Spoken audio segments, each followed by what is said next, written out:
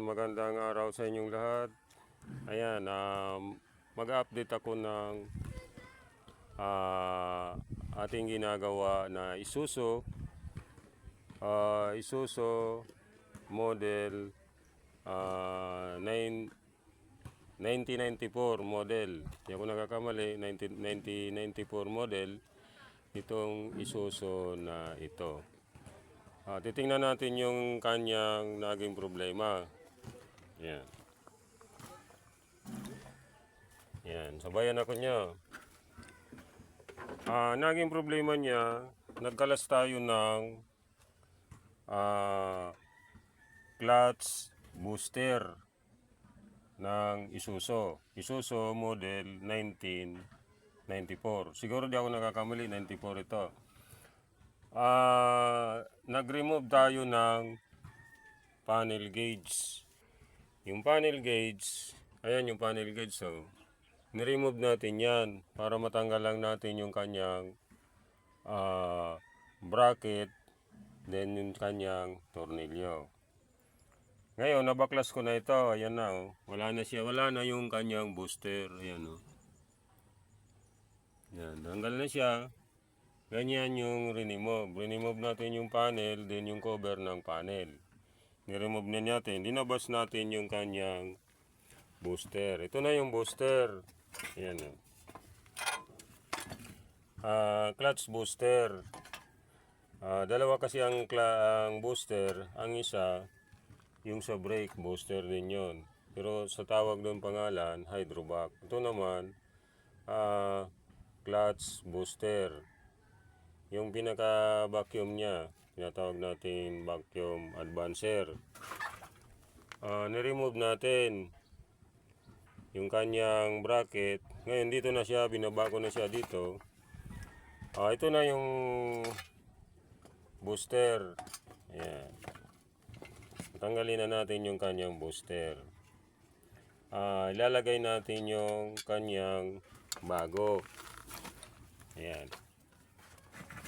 Yung bago, ito yung luma. Ayan yung luma, basa pa siya. Oh. Nabasa siya, gawa ng nasira yung kanyang primary operating clutch master. Ayan. Titingnan natin ngayon yung bago kung kasya. Siguro kasya naman yung bago. Tinignan ko na kanina. Ayan yung bago. Salpak natin. Ayan. Ayan, wala kasi magawak ng video natin. Ayan yung bago, ayan o. Kasya naman. Ito na yung kakabit natin, yung bago. Then yung kanyang operating clutch master, ayan. Pareho naman, pasok naman eh. Pasok din siya dito sa luma. Ayan yung luma, isukat natin.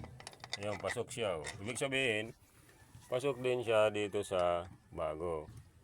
Ayan yung pan. Hindi ko pa tinanggal yung kanyang cover. Ay, tanggalin natin yung cover. Pero ibabalik natin mamaya bago isalpak. Kasi madudumihan yung loob.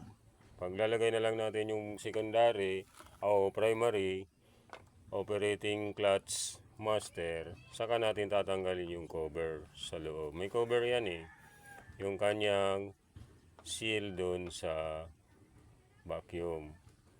May seal kasi yan, bawal madumihan. Kailangan pagtanggal ng cover, salpak agad yung kanyang primary operating clutch.